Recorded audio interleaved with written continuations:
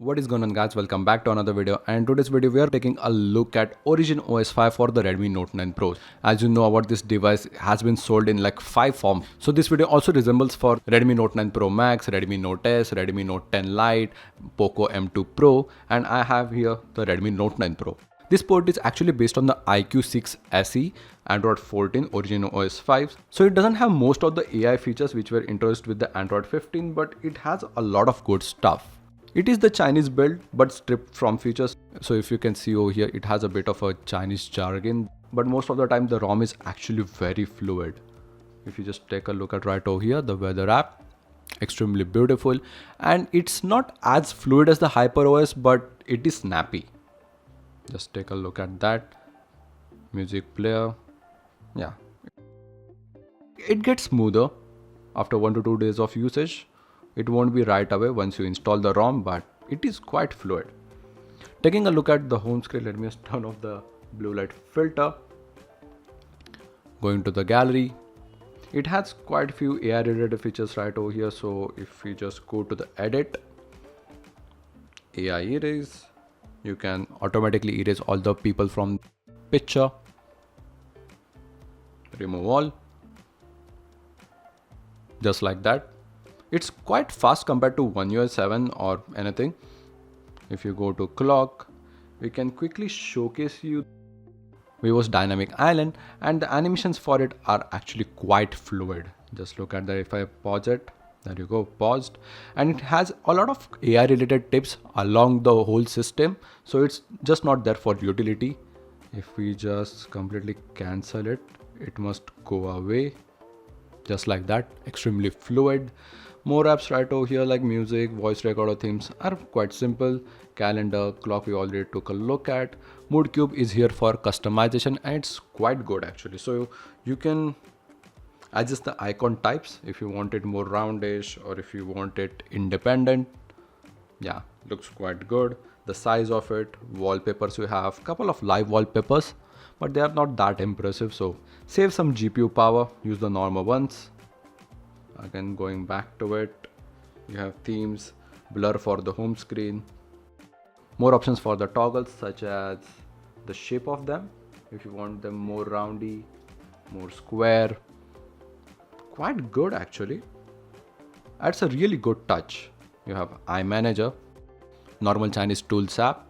Sometimes the utility tools just hang up, or yeah, they load completely fine. You have again a lot of stuff which could be handy. Ultra game mode, we'll just take a look at it right over here in Subway Surfers. Nothing special, the normal game modes that we are used to. Performance panel doesn't actually do much, it's just there for show. And one of the most that I love about is this interaction. So you can quickly customize what all the sides of the phone do. So this bottom one may be used for opening music player or your Super Pocket. Super Pocket is not that handy. Music player is actually quite good. You can quickly pop up your apps from the bottom. So if you just open the phone app, if I just swipe it like this, opens a smaller window. You can again enter it full screen right over there. Quite good.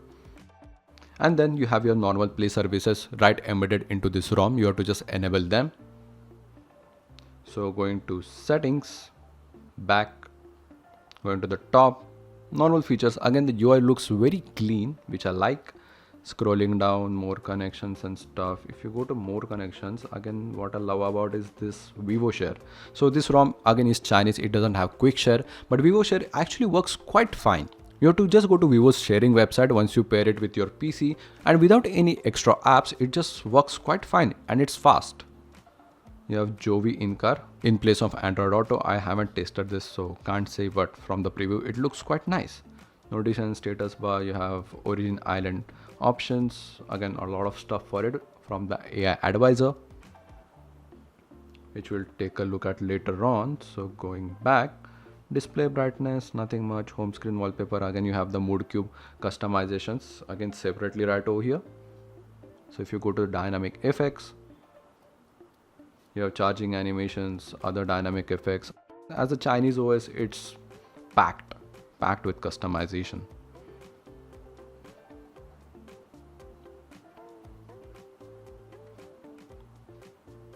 Weather backgrounds, wow, that's actually quite good. Even individual apps have their own customization in the settings. Again, the developer has tried his best to make this ROM as stable as possible for daily usage, but I wasn't able to enroll my fingerprint scanner. But it isn't a bug in his changelog, so maybe just I'm having some kind of issue. RAM and storage.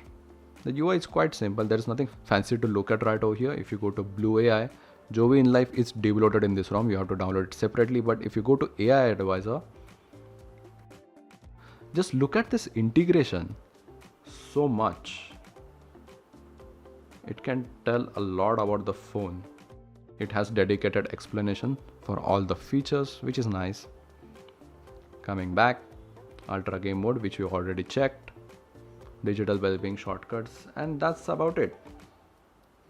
This was the OriginOS 5 Android 14 for Redmi Note 9 Pro. If you want a dedicated installation video, please let me know in the comment section below. Again, if you go to the description, there will be a complete guide on how to install and download links and the credits.